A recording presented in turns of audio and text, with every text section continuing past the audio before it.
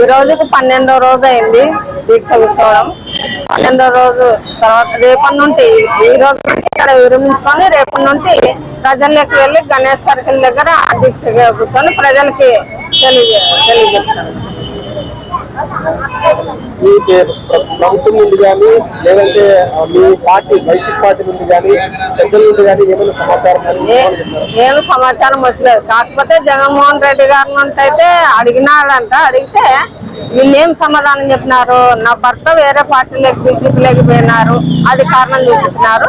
ఇంకొకటి వీళ్ళకి చెప్పింది 2.5 సంవత్సరాలే చెప్పింది, అందుకే దింపుతున్నాం ఆయనను, ఎందుకు ఇట్లా చేస్తున్నావు అని ఆయన అడిగితే 2.5 సంవత్సరాలే మాట ఇచ్చింది, అందుకే దింపాలనుకుంటున్నామని చెప్పినారంట. కానీ 2.5 సంవత్సరాలు అని అయితే మాకైతే చెప్పలే.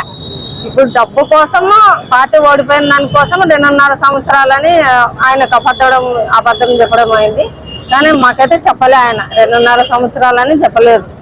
ఇప్పుడు డబ్బు కోసము 2.5 సంవత్సరాలు అనేది చెప్పినాము, మేము అందుకే దించుతున్నాము అని చెప్తున్నారు.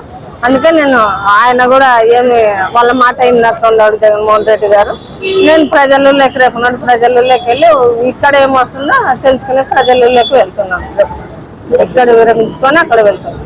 12 రోజులు దీక్ష కొనసాగించినారు. ఈ రోజు ప్రధానంగా దీక్ష విరమించడానికి ప్రధాన కారణం ఏం లేదు, ప్రజల్లోకి వెళ్ళి వాళ్ళకు కూడా తెలియాలి కదా అని చెప్పాలని మెయిన్ సర్కిల్లో రేపు నుండి మెయిన్ సర్కిల్లో చెప్పాలని అంటే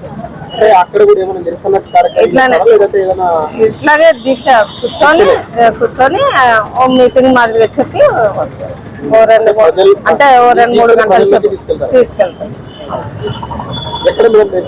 రేపు గణేష్ సర్కిల్.